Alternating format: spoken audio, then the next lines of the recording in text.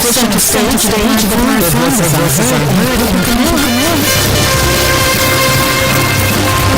Thank you for joining us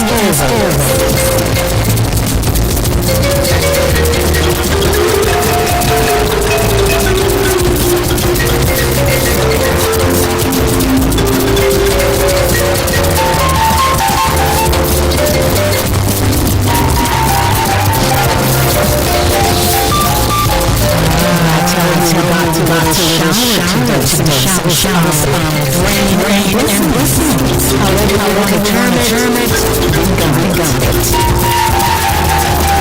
So it was hard hours to run. I just want to raise today's parents to watch the weddings to make the rest of Station Radio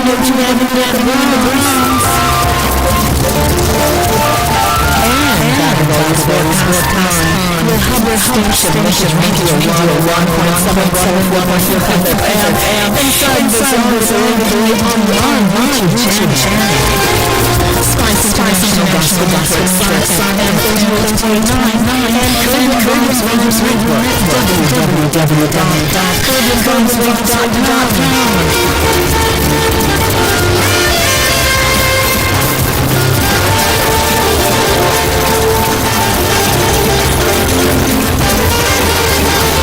Inspirational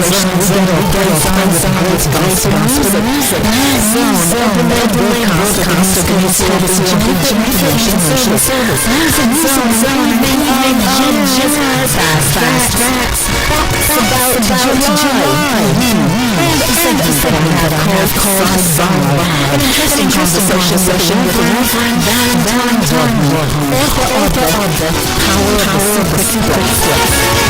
And it's 7:30 p.m. always for your friends. Now the topic is the line of discussion. The city of Vancouver is getting $14 million from the American Fund. They haven't gotten $20 million here, right? They've gotten $20 million plus.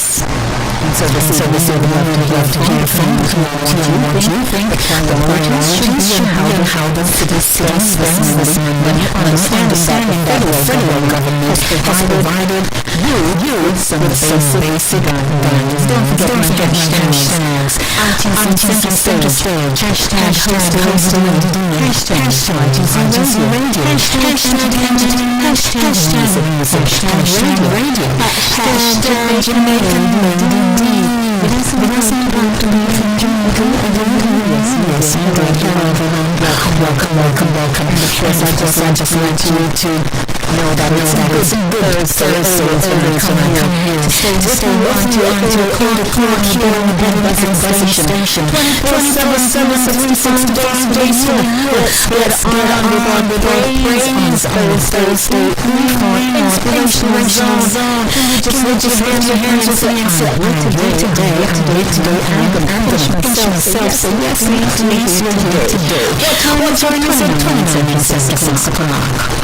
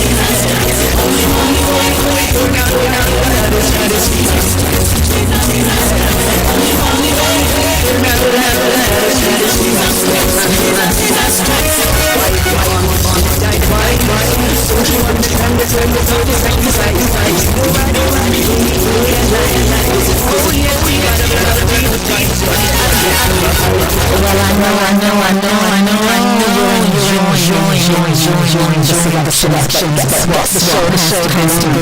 That, of course, was my inspirational zone. Watch my Ranks restaurant. Into Avenue, the LeBron, good evening, everyone. Hey, to all the zombies in Melbourne. Let's just come. How are you doing? Hi, I want to say hi to Pat and to Ryan. And yes, I'm getting to rectify. So thank you for, linking me with what's going on. Everyone, how are you doing? Center stage. The platform is also heard and I'm connecting now. With the broadcast of service information. So that's what I'm doing.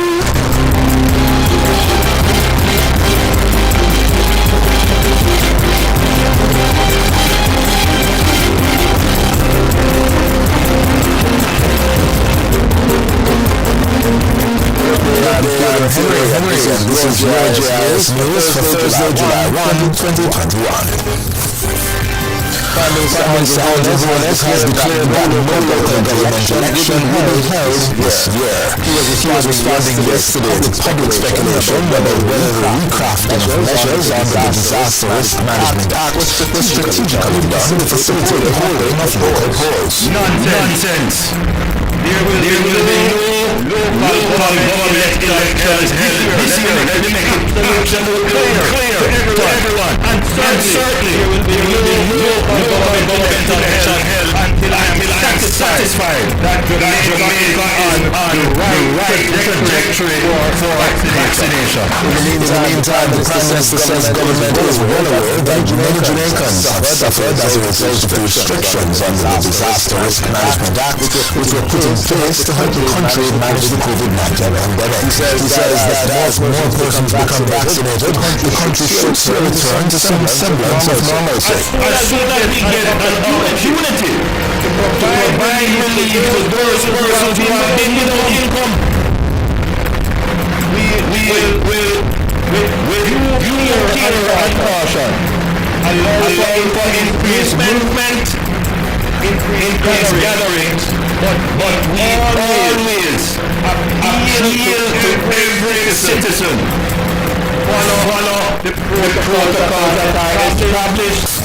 Government has delivered 2 new police stations as it continues to prioritize investment in national security. Yesterday, Prime Minister Andrew Holness officially opened the Olympic Gardens police station in his constituency. The facility replaces an older, smaller police station. The National Housing Trust provided $157 million in funding to the station, which was constructed in collaboration with the Jamaica Constabulary Force and the Jamaica Defence Force.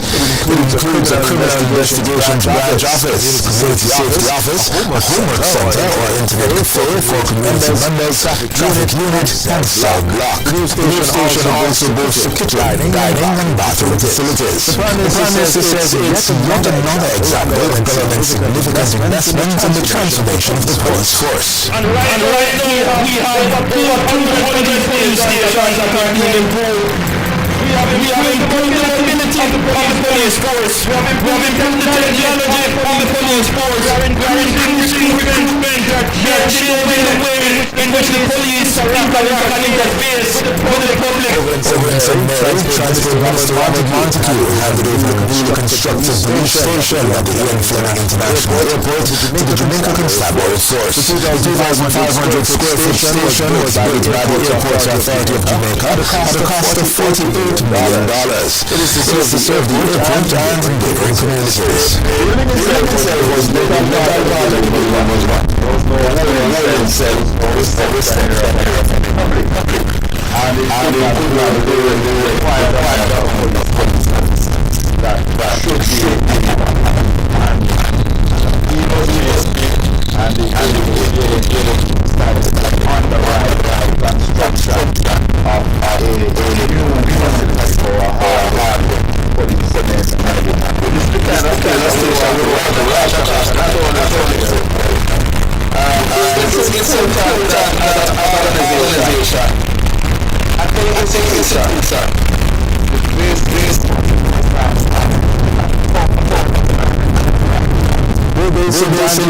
Resident Kenesha Francis is the latest recipient of a home under the government's National Social Housing Program, NSHP. The two-bedroom $7 million dwelling was handed over by Prime Minister Andrew Holness on Tuesday.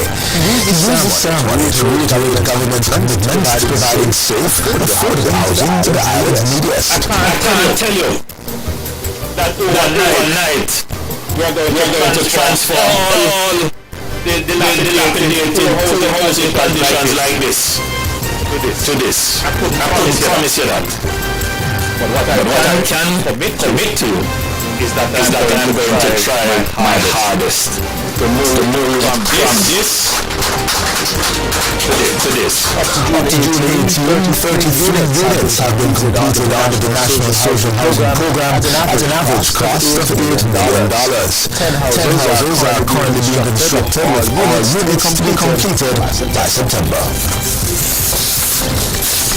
other news, the Bank of Jamaica (BOJ) has announced that it is holding the policy interest rate unchanged at 0.5% per annum. This is the rate offered to deposit-taking institutions on overnight placements.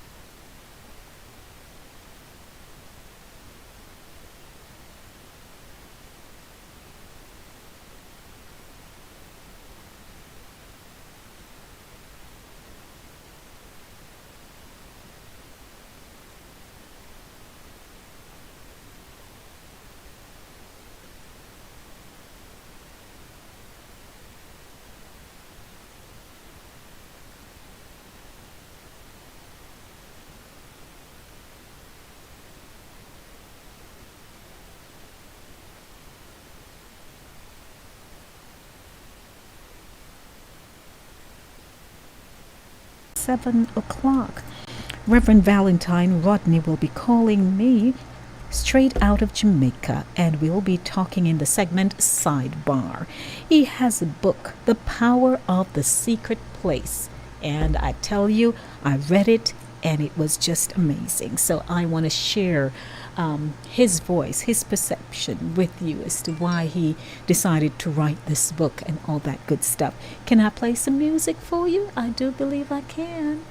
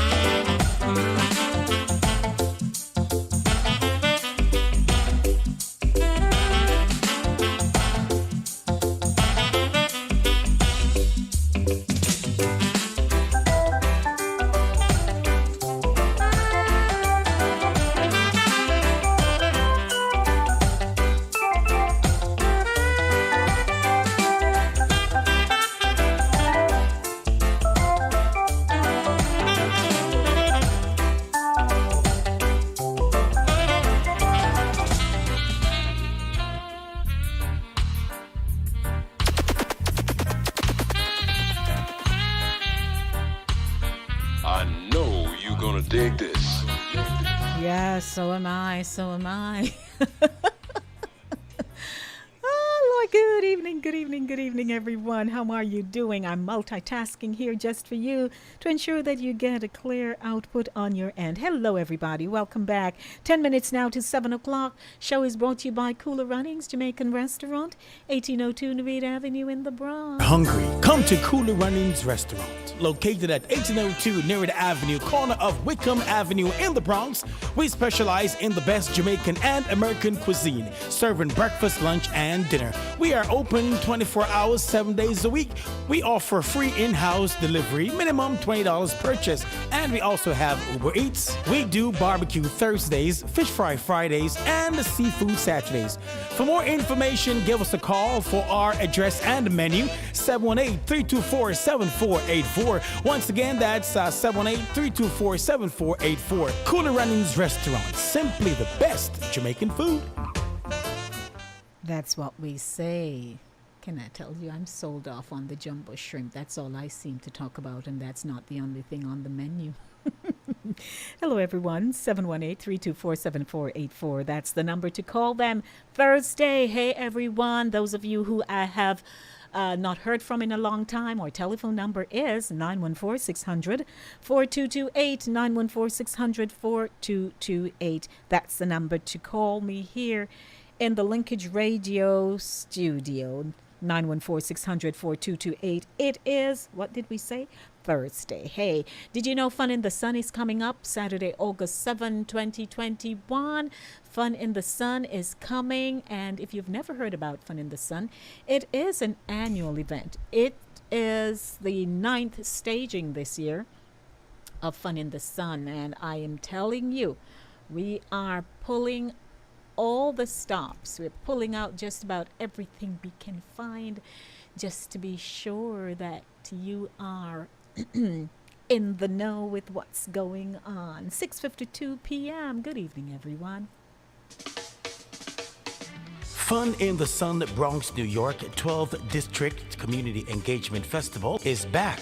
Come to Evander Childs Football Field, 800 East Gun Hill Road, starting at 10 a.m. to 8 p.m. Need to be vaccinated? Stop by the Healthy Village Pop-Up Vaccine Center on the field, and the Wealthy Village experience awaits you with products to fit your needs. Have children?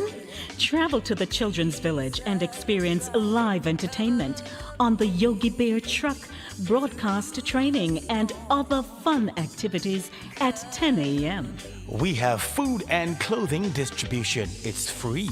And out front on Gun Hill Road, get a taste of some nice food with a taste of the Bronx Caribbean Eats. Tour the field, visit the exhibitors, collect your prizes and surprises. Then get ready for showtime from 2:30 p.m. to 8 p.m.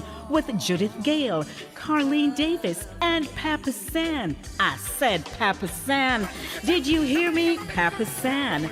We are gonna big up Jesus, spread his love, and build back our community better.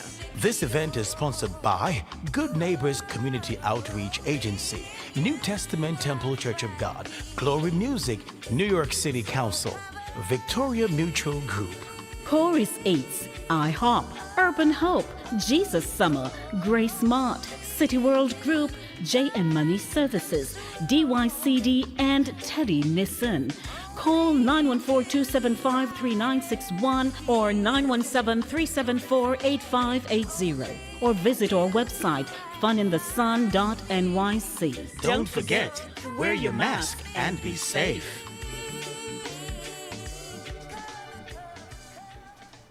Yeah, that's Fun in the Sun for you, Saturday, August 7. Good evening, everyone. You're home. You are putting up your foot. You know, you kick the shoe off. I like to talk about that part because I do that. I get home, I kick off my shoe, I drop my pocketbook and whatever else I have.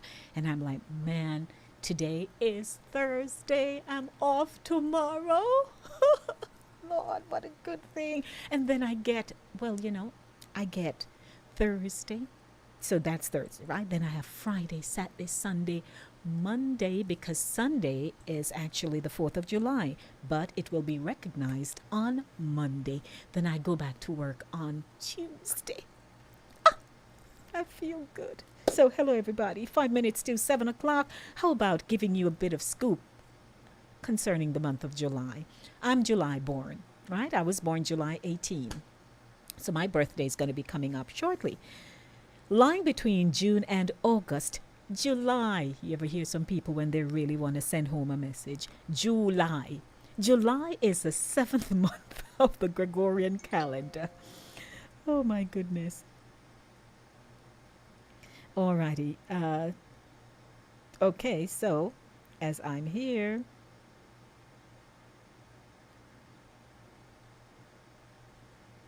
yes, as I was saying, lying between June and August, July is the seventh month of the Gregorian calendar. As we're at the beginning of the second half of the year, it's a great time to start on a new foot.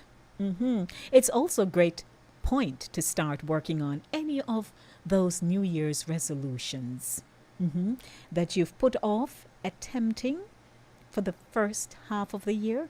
Like all other months, July has a pretty storied history worth taking a closer look at. So let's do just that and look at the origins of the month, the interesting observances it has, and some significant points in history that happened to fall in July. July was named after the famous Roman general Julius Caesar by the Roman Senate, as it was the month he was born in. Julius Caesar was a formidable military general and statesman who was largely responsible for changing the Roman Republic into the Roman Empire. The month was previously called Quintilis, Latin for fifth, as it was the fifth month of the 10th-month-long ancient Roman calendar. As the second month of summer, July is, on average, the warmest month of the year in the northern hemisphere.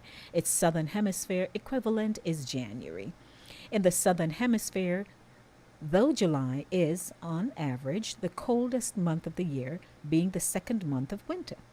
In early July, a period of time called the dog days of summer begins. Historically, they were observed within ancient Roman and Greek astrology and were connected with bad luck, mad dog attacks, unexpected thunderstorms, heat, and drought. They gained their name as dog days as they were connected with the star Sirius, which is part of the Canis Major Greater Dog star system. Nowadays, the dog days refers to when the hottest days of summer begin. Aren't we feeling that now? Coincidentally, it was in July that the rabies vaccine was first successfully given to a patient. The French microbiologist Louis Pasteur administered the vaccine to a 9-year-old called Joseph Meister on July 6, 1885. The child had been bitten by a rabid dog, and Louis Pasteur, unsure whether the vaccine would be successful, decided it was worth testing. Fortunately for the boy, it worked. On July 5, 1946, the world's first bikini was unveiled in the famous Piscine Molitor swimming pool in Paris, just in time for the heat of summer. The bikini was modeled by showgirl Micheline Bernardini.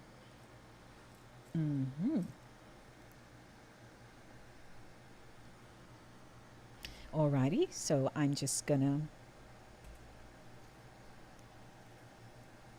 Good evening. Good evening. Yes, can you hear me? Yes, I can. You stay right there. Don't say another word. Alrighty, so as I'm wrapping up here now, I have 1 minute to go before my interview segment begins.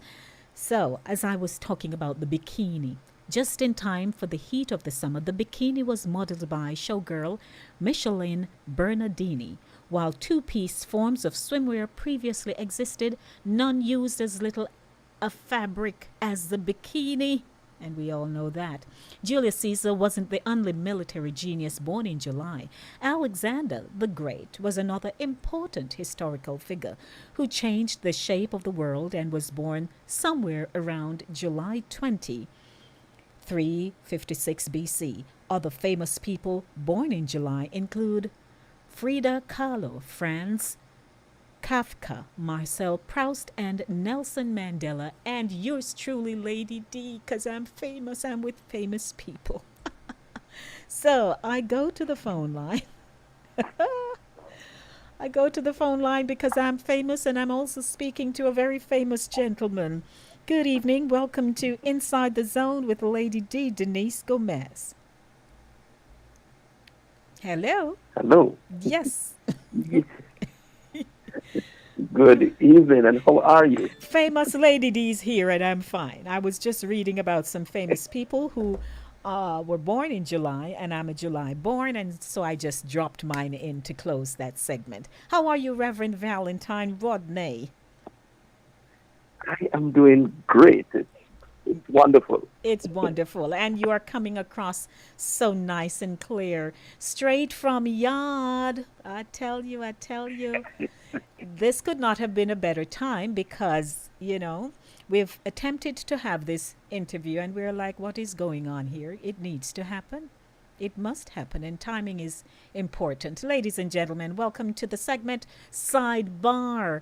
Now, most of you are aware that I host a segment for authors on a third Thursday of a month called the Author's Zone.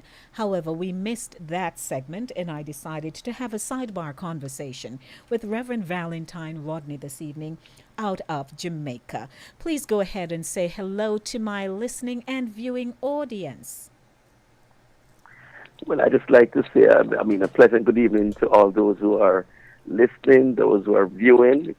May God bless you to all, and thank you for tuning in. Of course. And how is beautiful, beautiful Jamaica? It's warm, sunny, nice breeze wafting from off the Caribbean Sea. You know what? Mango trees in full bloom. Should I continue? You know what? I'm just going to say whatever, Reverend. I'm just going to say whatever.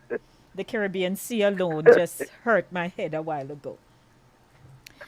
But I can imagine. But that aside, ladies and gentlemen, Reverend Valentine Rodney married to Yvette for over 24 years, and the union has produced two daughters. He has served the body of Christ in capacities to include the pastorate, evangelism, teaching, and training in a wide cross-section of disciplines. He is the co-founder and deputy director of Impact Online Bible Institute and director of Word Impact Ministries International. He has authored 3 books and co-authored 5 others. These include the Amazon bestsellers Shameless Persistence, The Audacity of Purposeful Praying, and The Power of the Secret Place, my favorite, the place of relationship, resolution, and revelation. He remains passionate about believer empowerment and soul winning. His motto is, go where there is no path and leave a trail. Ah, Lord, what a motto. It's copywritten. Lord, welcome. It's a pleasure having you. I have known you for many years, and we have come full circle. And so I'm very pleased to have you on my program this evening. Ladies and gentlemen, you're just joining me at 3 minutes after 7 o'clock. It's now time for Sidebar. And my guest is Reverend Valentine Rodney, the author of The Power of the Secret Place, my favorite book to date. Congratulations, Reverend Valentine Rodney, on another successful book, The Power of the Secret Place. And I believe it has literally rushed through like a tornado, cleared the shelves, cleared online. And I know previously I read, but I'd just like you to reiterate for me, to date, how many books have you written, co-authored, etc.? Just to bring those who are just coming into the room in the know. Well, so far I've written 3 books. All of them are in prayer, 2 in English and 1 in Spanish, La Persistencia Desvergonzada. And both The Power of the Secret Place and Shameless Persistence have hit number 1 in terms of Amazon bestsellers. Mm-hmm. Jointly, it's currently 6 books. When I sent you that profile, 1 was in the works between myself and my colleague. That is now out. It's called Build a Man, and that book has hit #1 also on Amazon. So it's actually 9 books in total, 3 personal and 6 jointly. Congratulations. And I know your books are so well thought out, and that is what I think I appreciate so much. The reader understands the angle, the reader understands the plot. So it's not going over our heads, that kind of thing. And, that's what you need from a reader, someone who is clear, articulate, and once you read it, no matter what level you're at, you get it. So again, I'm very pleased to know that they are doing very well. Now, again, I mentioned that I have known you for several years and you have been a passionate man about the Word of God. How long have you been a born-again Christian and in ministry? Well, we're talking decades on both parts because I got saved as a teenager in high school. And, it has been a significant walk with God. There have been many influences in my life over the years. Mm-hmm. But I got saved as a teenager. It was during like the Christmas holidays. And when I went back to school, I preached my first sermon the first day when I went back to school. That was 2 weeks after salvation. I wasn't even sure what I was talking about, but I just had a conviction of what Jesus had done in my life. And, there was just a fire in me to tell it. And may I just chide you here, when you say perhaps you didn't know what you were talking about, you think maybe you had your audience at sea? Not at all. They were spellbound. In fact, I was coming down the stairway, right? And they were coming up.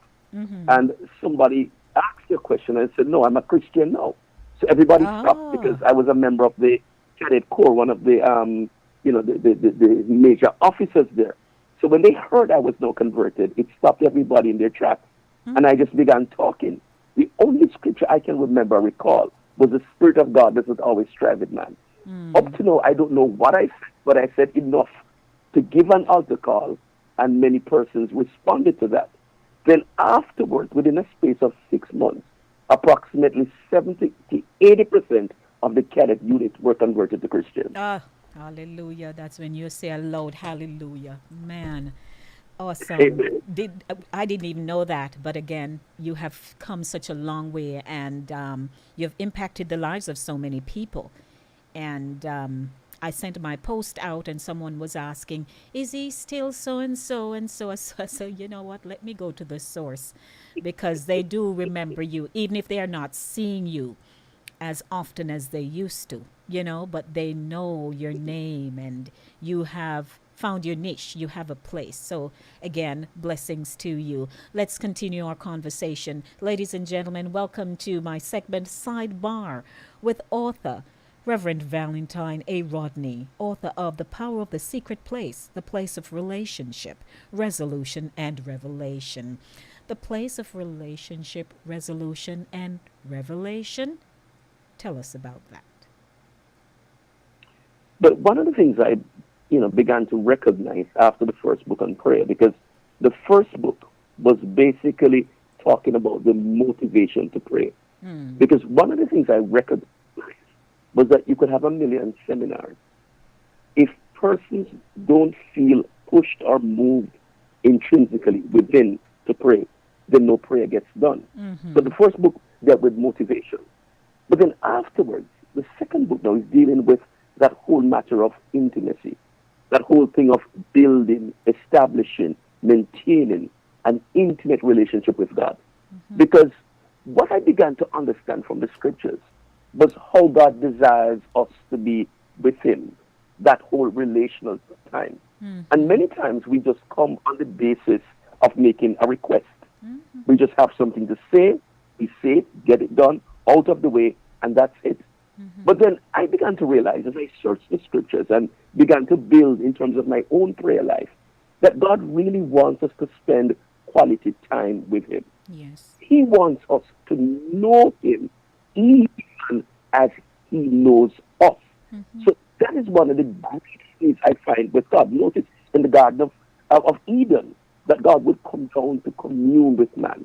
No. As we begin to build on that, I remember the Apostle Paul, a man who was caught up to the third heavens, heard things that it is not lawful for men to utter. But yet, the same Paul said that I may know him. Yes. So if Paul would have a desire, and when we're talking about knowing, we're not just talking about, some kind of an intellectual appraisal of who God is, but we're talking about knowing him as it relates to the substance of our being, where we begin to connect with him on a particular level. And the thing with God is that we cannot know God unless he is pleased to reveal of himself to us. So one of the critical criteria is that we are going to have to spend quality time to develop a quality relationship with him. Absolutely. I read each chapter and made my personal notes. As a matter of fact, I had to just grab my copy just now. And chapter 2, so I'd like to break out the chapters in our discussion. Chapter 2, prayer for support and protection. That blew me away, especially the subtopic dwelling. I actually stayed there for a little bit as I decided to use this book as my devotion. And I'd like you to explain your biblical concept of Psalm 91, verse 1 for our readers for me. Psalm 91, basically the experience of that particular author. And there's a recognition that when we come to God, it's not really just for a visit. It is really for a habitation, not a visitation. Yes. That word dwell means to sit, or it means to remain. And further down, we're going to find that there's the concept of us lodging. Now, to me, what that really means is that I have an ongoing dialogue with God. It is not something that is almost like event-oriented, where the basis of my conversation with him has to do with specific events that target the whole matter of communicating with God. And so what God desires is that we dwell with him, that we are in constant communication. And I find that when you begin to constantly communicate with him, then it's almost like you are literally forever in his presence. And so when you look at it carefully, when the Bible says now that he that dwells in the secret place of the Most High shall abide under the shadow of the Almighty, it is an entreat, it's a call. So we have got to do a bit of introspection to begin to realize, am I really dwelling in that place? Because that secret place, and this is something so powerful I discovered, that the secret place of the Most High cannot be invaded by the enemy. So when I go to God, even if I'm praying audibly, right, that level of communication is for God, and listen to me, it cannot be descrambled by the enemy. Yes. And so it's a place of comfort. You cannot invade that place. So I don't need to rebuke the enemy out of the secret place because he can't access it. Yes, absolutely. Thank you. And I would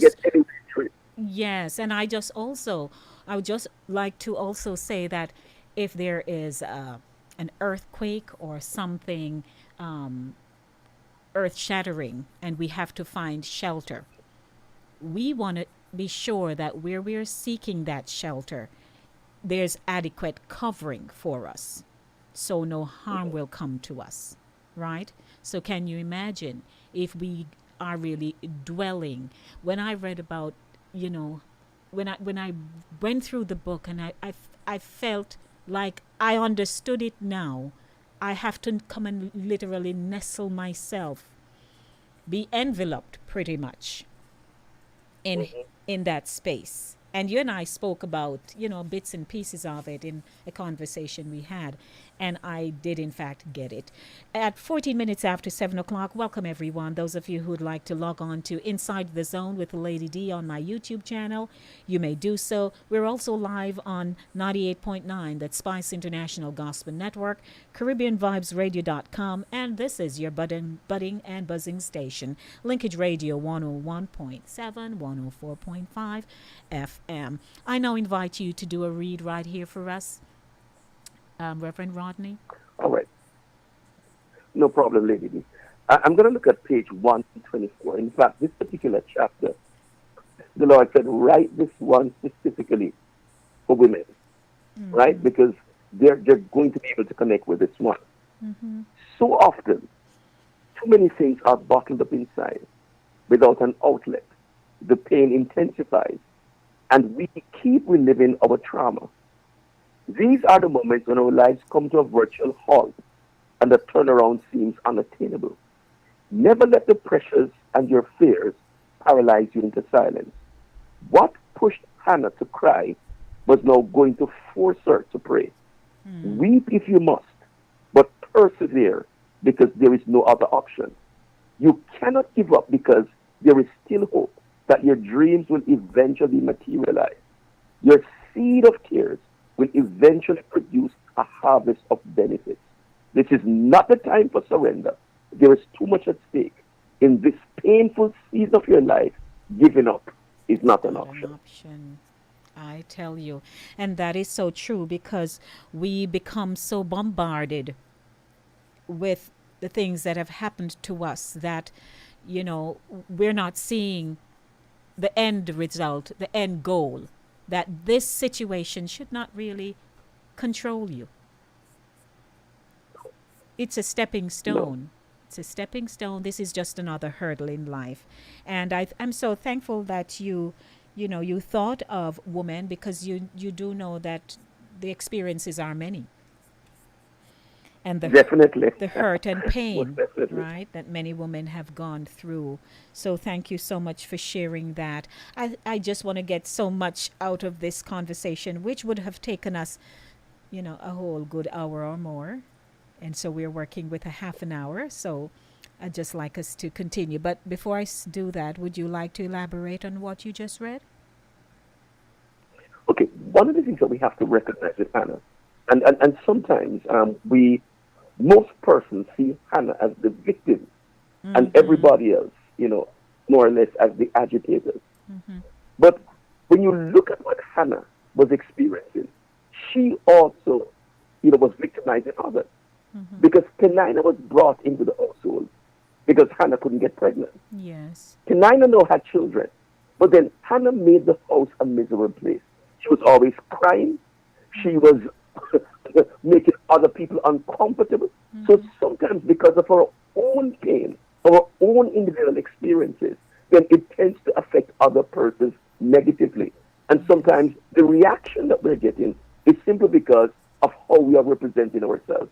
It was not until Hannah encountered God in a meaningful way that everything else changed and her life began to line up according to the purposes of God. We see also Hannah being very selfish. She just wanted something and she did not care how it affected anybody else. Right? That's what the synopsis of it. Yeah. Yes. Thank you so much. Oh boy, I tell you, the power of the secret place, the place of relationship, resolution, and revelation. Let's continue our conversation. Reverend Valentine Rodney, here we go. Now, the chapters are so riveting that, again, I chose the book for several weeks as my devotion. But chapter 4, Insulation for Elevation. Now, the opening paragraph held me captive, and I realized that God is my only option, and that's a quote that I took from your book. I'm curious to hear how much depth it took to articulate what God deposited into your thoughts for this chapter. Well, I tell you, it had to do with a lot of reflection because you can't write a book like this without aspects of it chronicling your own personal, individual journey. I had to become vulnerable because many of these experiences I myself could deeply relate to, had gone through something, quite similar. And I had to discover that sometimes God will isolate you before he elevates you. I tell you. Pull you from off the beaten Could you track, repeat that right? for us, please? That God will isolate you before he elevates you. Yes. And this is not normally something that everybody wants to experience. We just want all the good times. But I've discovered that sometimes God will pull you into a place called the wilderness, Lady D. The wilderness. No, the word from which the wilderness comes from, the Hebrew word, actually means to hear. Yes. So God is speaking. Because sometimes we are so preoccupied and occupied with the work of ministry, with all that comes with life, that we fail to hear God. And so sometimes it is the wilderness that he literally uses, right, so that we can literally hear him speaking. And what I realized in this particular chapter, for example, is that God had to pull Jacob aside so that Jacob could hear him. Because all along he was busy scheming, he was busy engaging all manner of activities. But it was only when he was by himself that he encountered God in the way that God wanted to encounter him all along. The first instance, he was a fugitive, running from his father's house because of what, the atrocities that had been committed there, the matter of the trickery and the deceit and so on. But then God spoke to him. But then he had to return to his father's house, and he was now by Peniel. The Bible indicated he sent everybody across. And according to some scholars, he prayed for almost 6 hours, really bearing his heart before God. So he was alone, there was no distraction, so he could hear God speak. And ladies and gentlemen, hear this one. God gave us 2 ears, 1 mouth, so we should listen twice as much as we speak. And in prayer, I have found that sometimes we miss God because we are talking too much, but we never bother to listen. Oh, indeed. Yes. And, as we talk about the wilderness experience, sometimes, we play on words and it sounds so fancy. I remember going through the book of Job and I decided to coin it, the wilderness experience. And then I got my own wilderness experience. Didn't see it coming. Did not see it coming. But I had that encounter. And I had to press my way. I had to press my way through. Because what am I going to do? Just throw up my hands and say, woe is me, Denise. I had to press my way through. But Lady Denise, the wilderness is a place of spiritual formation. It is where we truly begin to develop as we begin to access God. Because when you're in the wilderness, you can only depend upon him. You have no other recourse. Right. He is now the ultimate and the absolute. And it is when you reach that stage of dependency that you become vulnerable, open, and it is easy now for you to be able to access what God has been saying, but you could not hear it because there were too many things that occupied that space. I would like persons to really grab your pencils, grab your pen, grab your child's crayon, whatever you have, writing material, and write this down. The Power of the Secret Place. Valentine A. Rodney. The Place of Relationship, Resolution, and Revelation. Please jump on to Amazon and purchase. You won't regret it. You will not. I must say hi to Maureen Marsh, and she says good evening to you too, Reverend Rodney. So Maureen is tuning in. And we're wrapping up 23 minutes after 7 o'clock. So chapter 5, a private encounter in a public space. Many of us, we pray incessantly while others offer little one-off prayers and petitions. We take God like we run down to the shop to get a pound of sugar and rice and stuff like that, right? And I have to quote here what you penned for our audience so they can hear. Even though God has given his word, we are still under divine obligation to pray until his words come to pass. You pick it up from there for me. You know what? When I just got converted, we kept hearing that if you pray over a particular matter more than once, then it means that you don't have any faith whatsoever. That's what I was told. But then I discovered the narrative in the scriptures. You talk Luke 18, Luke 11. You begin to understand that persistent prayer is an indication of persistent faith. I believe God so much that I'm unwilling to let go until he responds to me. In fact, one of the models that Jesus uses to emphasize how it is that we ought to pray, he emphasizes men must always pray and not lose heart, not lose hope, not lose courage. not lose their passion or their desire to pray. So he seems to be emphasizing and endorsing that we need to pray continuously, right? We have to be always there in prayer. And it is not that God is reluctant. No, God is reliable. But this is the methodology that he has selected. So in chapter 5, we're going to come across Elijah.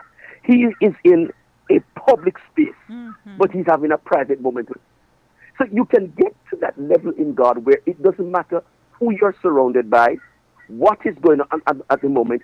You have learned how to lock in with God in that secret place, and you can have that time of intimacy and fulfillment, even though there are so many attending factors that literally surrounding you. And of course, what we're seeing is that Elijah knew God. So he could pray in high pressure situations. So he's not relenting, he's not backing down, he's not giving up. But rather, the severity of the situation is forcing a kind of tenacity out of him. And so he's praying persistently. Now, notice something here. He is going to pray, and we find that he bows his head between his knees, and that's the posture of his prayer.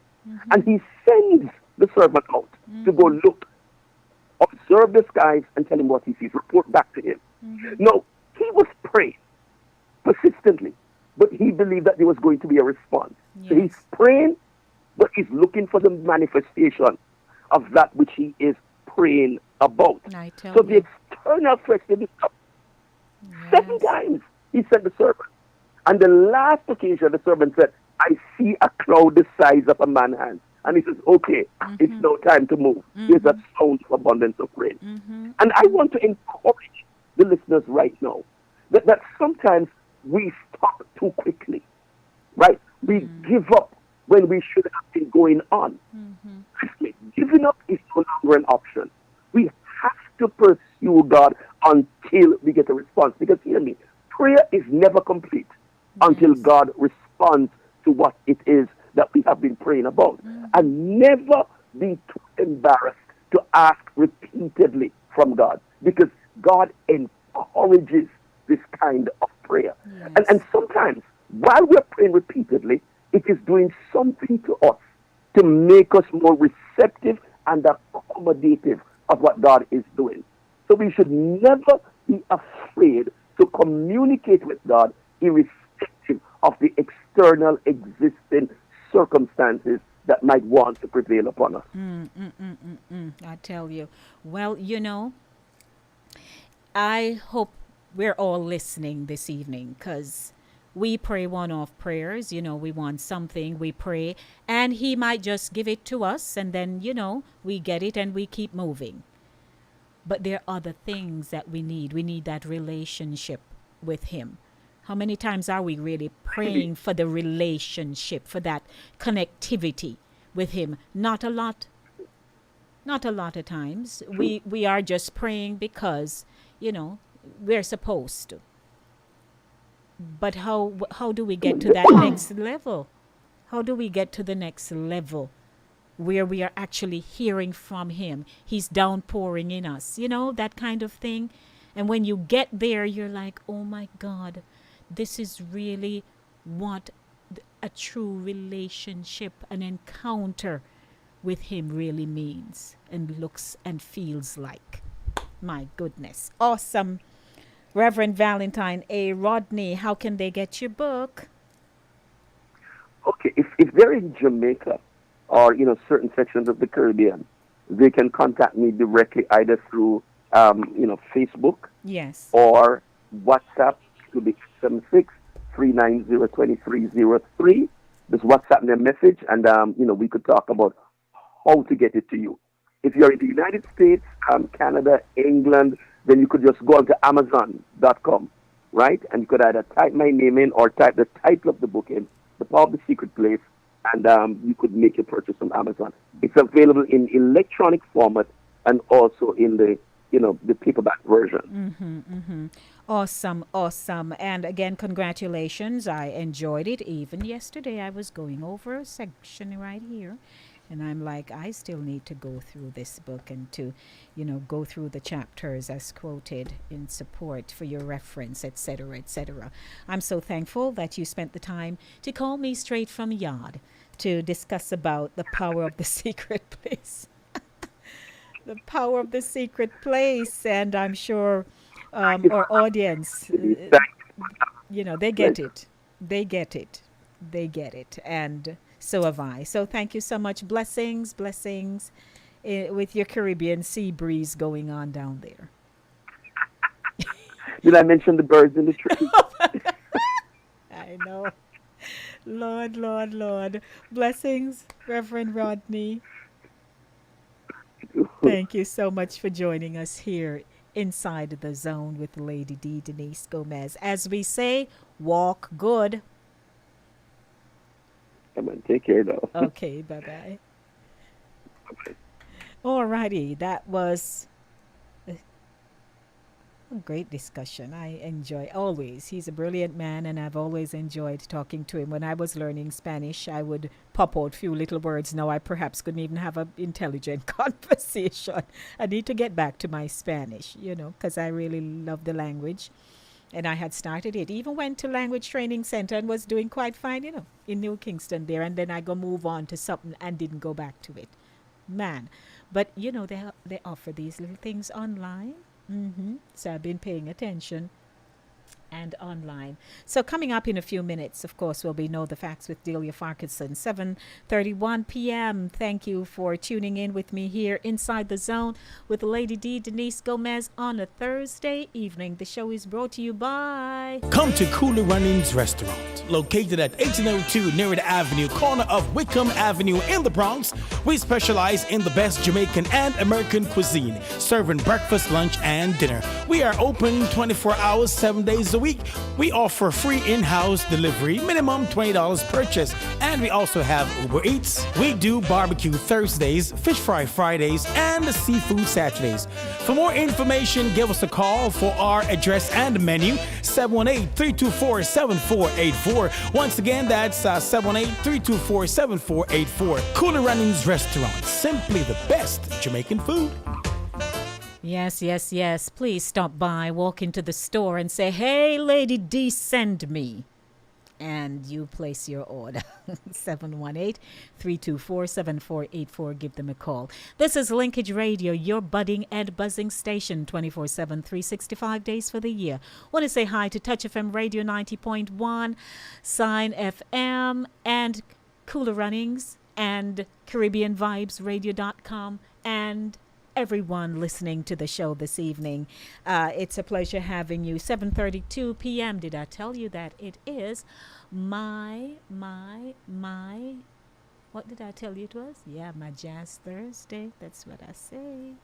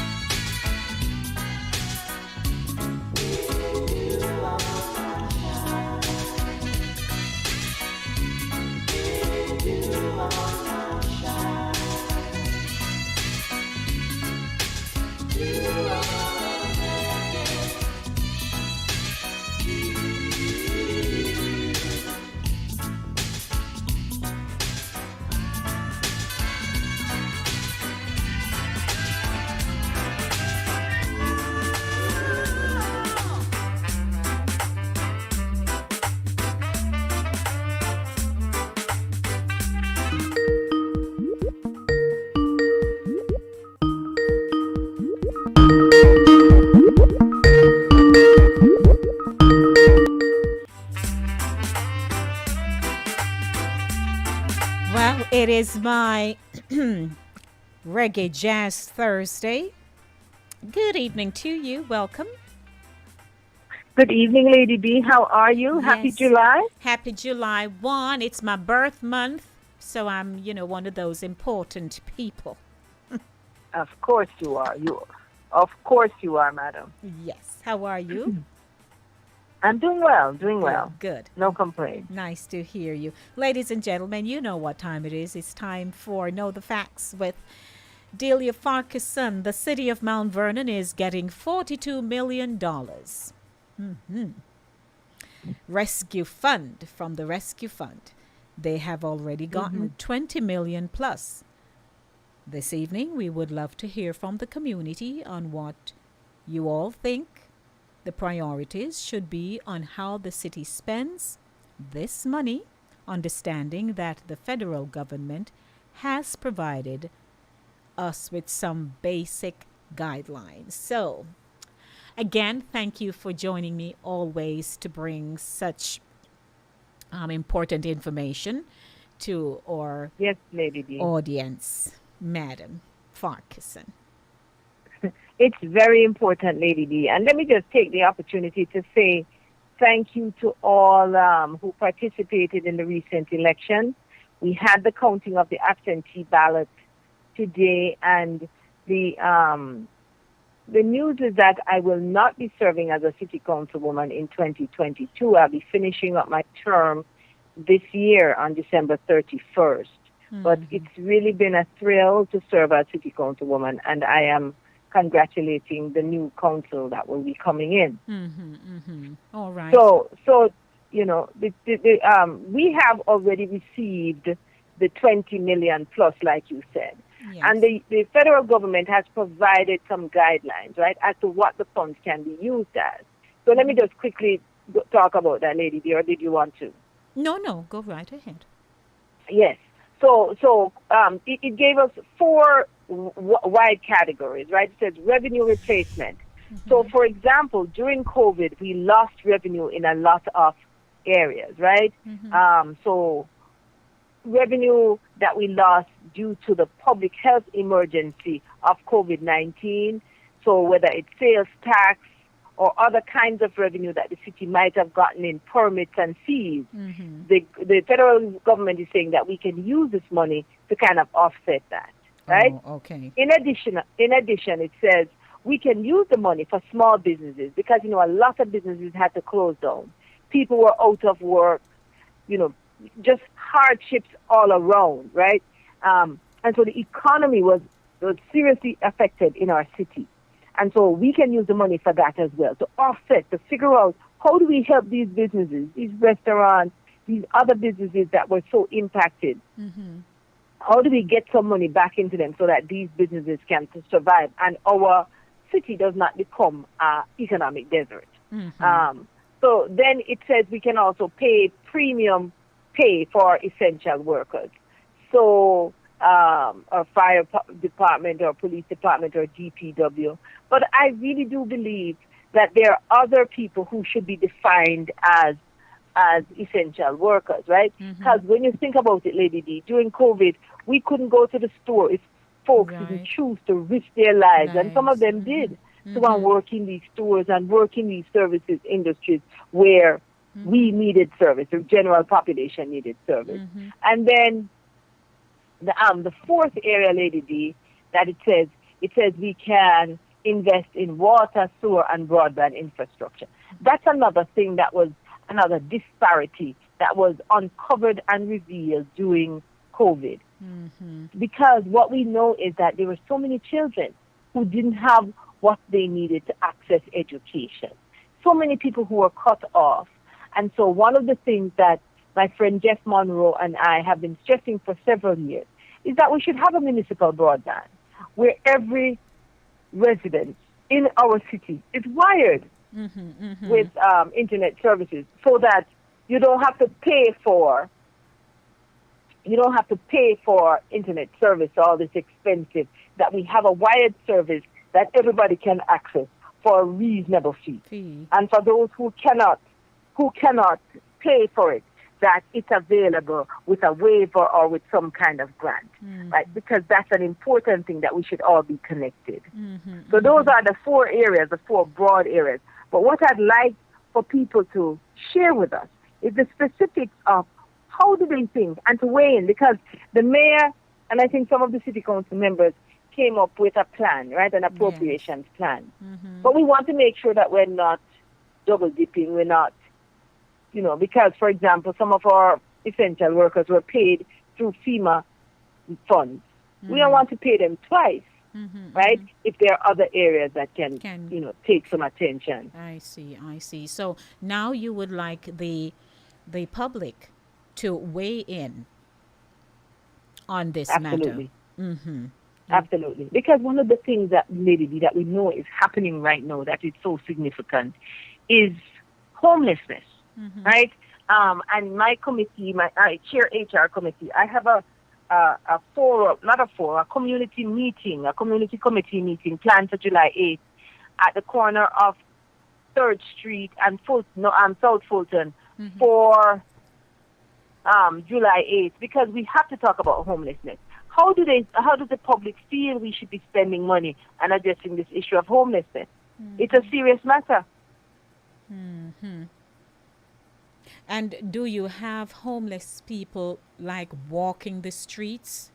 Yes, we do. That number is rising? Yeah, it is. If you look around and pay attention, you'll see more and more people walking with their suitcases, with their bags. But someone just posted a picture just now, about an hour ago. We're in the police station, in the foyer of the police station. Somebody brought in a mattress and went to sleep right there. Oh my goodness! Yes. Yeah, so just now. I saw it on Facebook. Yes, it's a chronic problem. All right, It is a chronic problem. You're hearing the voice of Councilwoman Delia Farquharson, and do you have a concern about this? Let us hear from you. 914-600-4228, 914-600-4228. We know how challenging it can be for the meeting of the minds to arrive at a unanimous decision.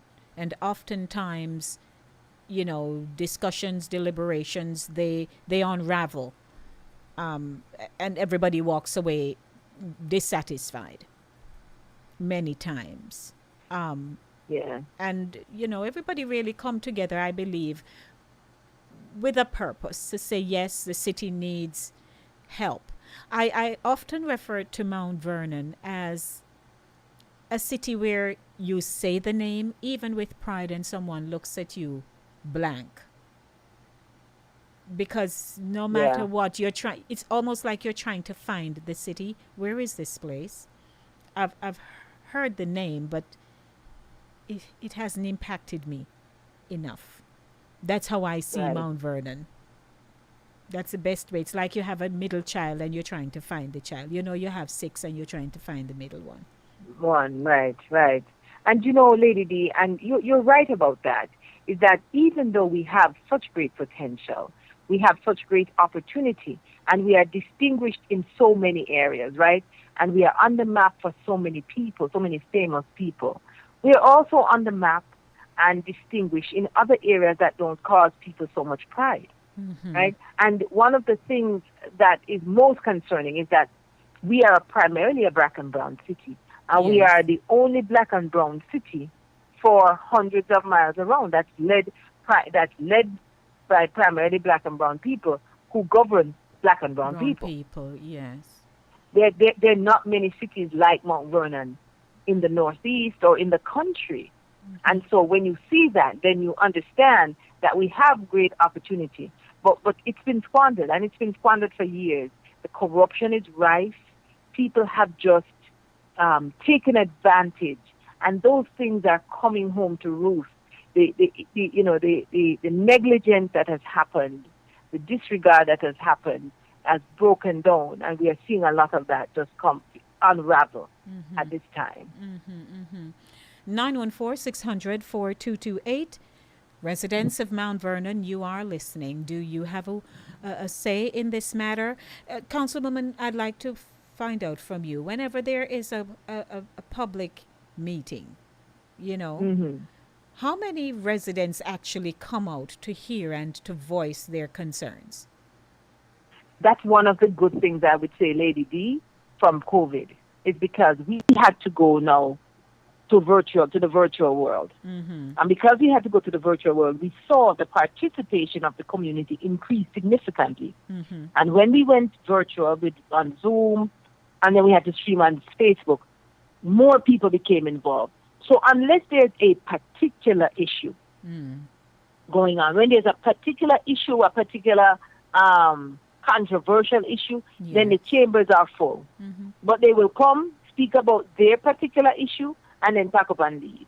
Okay. And so the engagement on a consistent way has not, we don't have a history of that. Yes. I would say that we've gotten better over the last year, but we don't have a history of that.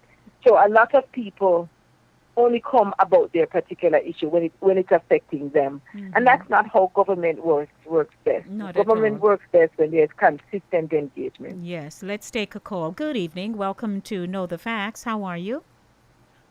I am blessed. Good evening, Lady D, and good evening, Councilwoman Delia. It's Pat. How are you? Hey, Pat. Hello, Patricia. How are you? I am blessed. I'm blessed. First, let me say, it has been a pleasure working with you, and regrettably, I'm so sorry that you did not make it this time. But, there will be another time. Let's hope that the team that we will be working with, they will be workable, and they will be able to make some changes, because I don't know. I used to be very proud to call Mount Vernon home. Now, we see the morale, it's on the decline. And so with this new administration, let's see how we're going to move forward, in a very positive way. And so with the funds that have been allocated by the federal government, let's see how some of it will be going towards helping the youth and homelessness, because I see homelessness right now, it's a very big problem. It's a very big concern in Mount Vernon. I never saw this before. But when I go downtown Mount Vernon, oh my gosh, when I go downtown Mount Vernon, I'm telling you, I'm almost in tears. And it is just so sad because of certain circumstances and situations, why people end up in these positions. But let's hope that the funds that have been allocated, will be able to help in some small way, because we see buildings that are going up, but people are unable to afford, the rent going into these buildings. So there is no affordable housing for people who really do need the help, and it is a real big problem. And we have a lot of people who are coming from out of Mount Vernon per se, who have flooded Mount Vernon. So I don't know how they're going to work around this, but I see it as a very big problem and, area of concern. So I'm sorry you won't be able to work with the group, because you have been very vocal and very instrumental. So let's see if they will be able to pick up the baton and pick up the torch, so they can try to lead the city forward, so we will be better citizens, because we have some issues and they have to be addressed. Yes, and that's true. And what is usually most commendable is when you have a new office, right? A new administration comes in. If they pick up from what the previous administration had in place, and you can identify and say the ones that are really critical that we need to address, then that's good. But sometimes it's left totally thrown to the side. So I'm hoping that they will pay attention to that. I also want to ask about shelters here in Mount Vernon. Councilwoman, how many shelters are around? So we have 2 family shelters in Mount Vernon. We have one on 2nd and we have one on Franklin. I know that there was the desire to put another shelter in Mount Vernon. The need is there, but Mount Vernon has suffered for a long time from the county driving the neediest people in the county into Mount Vernon for services and housing them here, right? We're housing people here.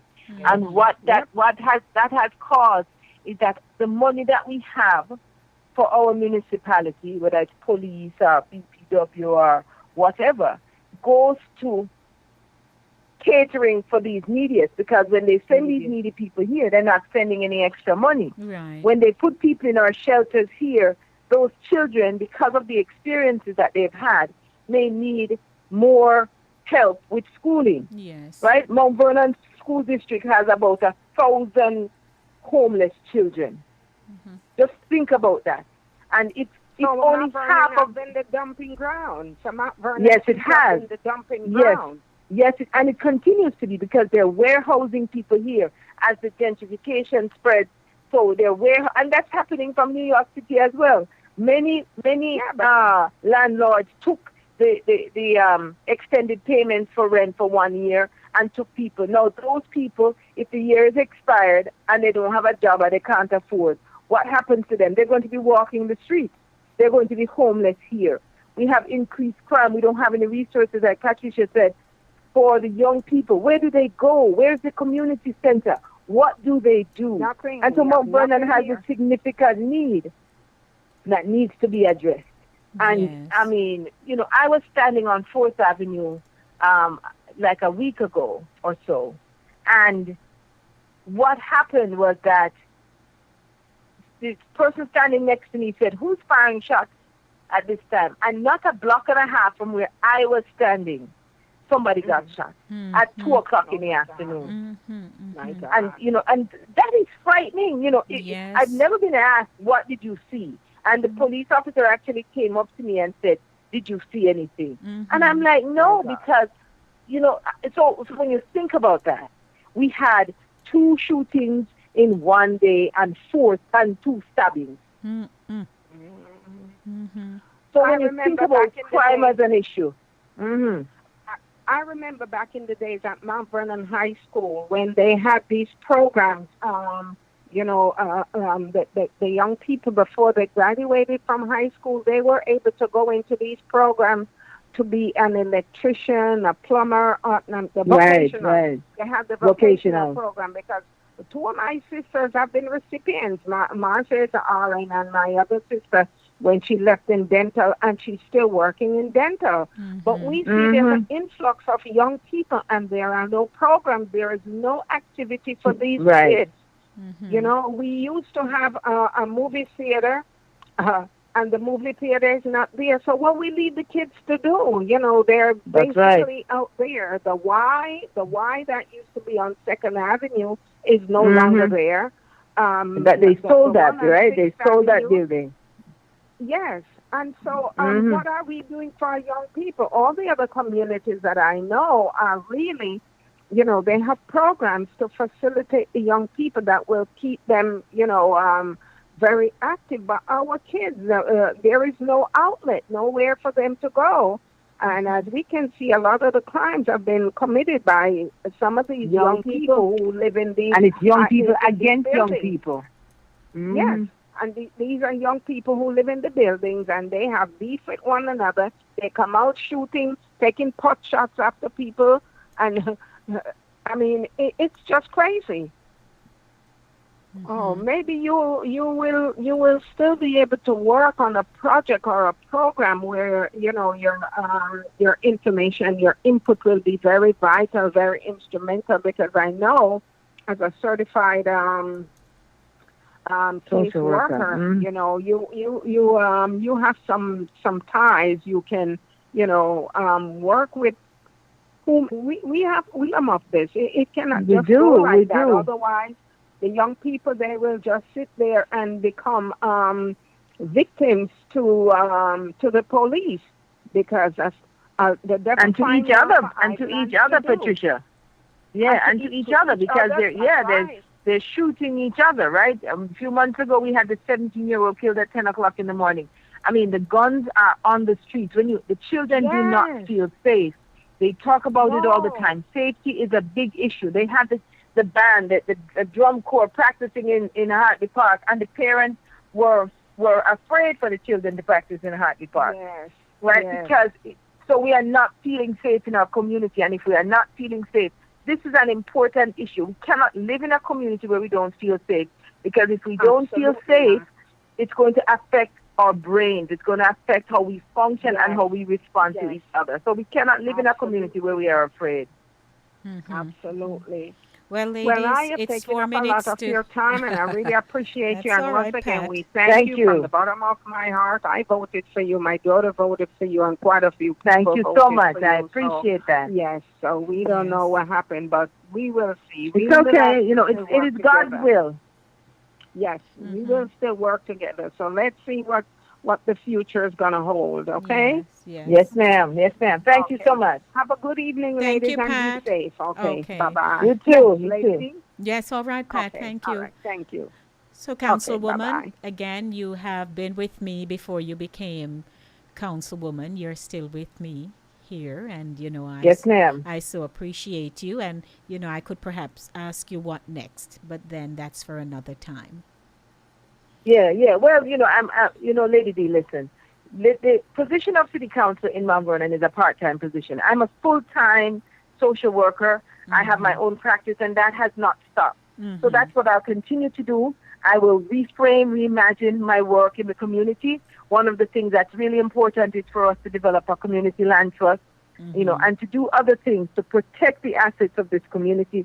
And that's something I'll continue to work on, because that's the reason I do it. I do it because I love my community, and I know I have the capacity, the integrity, and the heart to work on behalf of people who perhaps, cannot work on behalf of themselves. All right. Thank you so much. Well, Thank again, you, Lady D. good conversation this evening, and I'm sure we have triggered something into the minds of people who are listening. And Thank you, Lady D. I'm It's sure always my pleasure to be with you. Yes, always. Thank you so much, Councilwoman. Take it easy. All right. Have a good evening. Okay. Bye-bye. All right. That's another edition of Know the Facts with Delia Farquharson. Good evening, everyone. The show is winding down. I got 2 minutes to go. Thank you so much for tuning in with me this evening. Touch FM Radio 90.1. Thank you always. Signradio.net. Thank you. CaribbeanVibesRadio.com. And speaking of CaribbeanVibesRadio.com, Chris will be having his smooth groove over there, so you can go check him out. Listen, the moment I get off, I usually just pull up his website and hear what's going on with some nice love selections and discussion on different topics. So please check him out. And of course, we'll be back on Monday, God willing, to do it all over again, starting off with the Monday Drive, keeping you in the know in the city you walk, drive, and reside. Don't forget my sponsor. What would I do without my sponsor?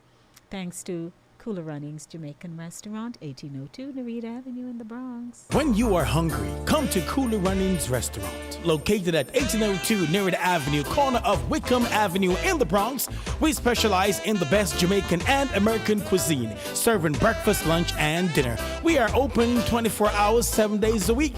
We offer free in-house delivery, minimum $20 purchase, and we also have Uber Eats. We do barbecue Thursdays, fish fry Fridays, and seafood Saturdays. For more information, give us a call for our address and menu, 718-324-7484. Once again, that's 718-324-7484. Cooler Runnings Restaurant, simply the best Jamaican food. When you are hungry, come to... And of course, so good I had to do it twice. Fun in the Sun, Bronx, New York 12th District Community Engagement Festival is back. Come to Evander Childs Football Field, 800 East Gun Hill Road, starting at 10 a.m. to 8 p.m. Need to be vaccinated? Stop by the Healthy Village Pop-Up Vaccine Center on the field, and the Wealthy Village experience awaits you with products to fit your needs. Have children? Travel to the Children's Village and experience live entertainment on the Yogi Bear truck, broadcast training, and other fun activities at 10 a.m. We have food and clothing distribution. It's free. And out front on Gun Hill Road, get a taste of some nice food with a taste of the Bronx Caribbean Eats. Tour the field, visit the exhibitors, collect your prizes and surprises. Then get ready for showtime from 2:30 p.m. to 8 p.m. with Judith Gale, Carlene Davis, and Papa San. I said Papa San. Did you hear me? Papa San. We are gonna big up Jesus, spread his love, and build back our community better. This event is sponsored by Good Neighbors Community Outreach Agency, New Testament Temple Church of God, Glory Music, New York City Council, Victoria Mutual Group, Chorus Eats, IHOP, Urban Hope, Jesus Summer, Grace Mart, City World Group, J&M Money Services, DYCD, and Teddy Nissan. Call 914-275-3961 or 917-374-8580 or visit our website funinthesun.nyc. Don't forget, wear your mask and be safe. Looking forward to seeing you on Saturday, August 7th for the 9th staging of Fun in the Sun in the Bronx. Well, ladies and gentlemen, I'm closing the show, pulling the curtain down, and saying thank you so much for joining me here this evening. To my YouTubers, it's been such a busy evening, but I thank you for staying with me, and I'm looking forward to being back. So, a lot of love and blessings to you wherever you are listening to the show, and I just want to say God's blessings be with you, everyone. Enjoy your weekend. Again, my weekend begins today with you. So, catch you on Monday. Blessings, everybody. Mwah. I am out of here.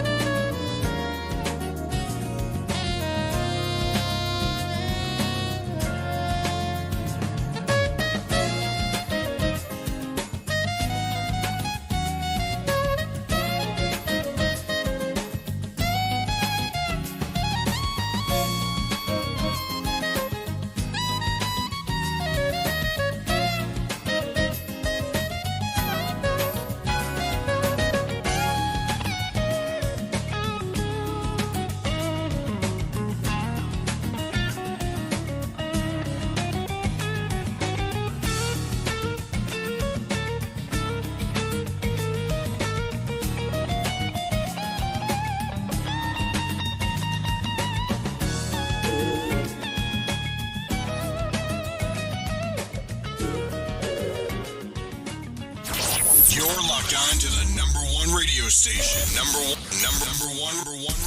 one radio station. They play the best music. Number one. The best music for your listening pleasure. I don't know June X I represent for Linkage Radio. 104.5 FM. I deaf them. There are radio stations within the air, but to this, none can compare. Trying to figure what to think, because now with us, you're fully linked. Stay linked to Linkage Radio, your home for entertainment. This station rules the nation.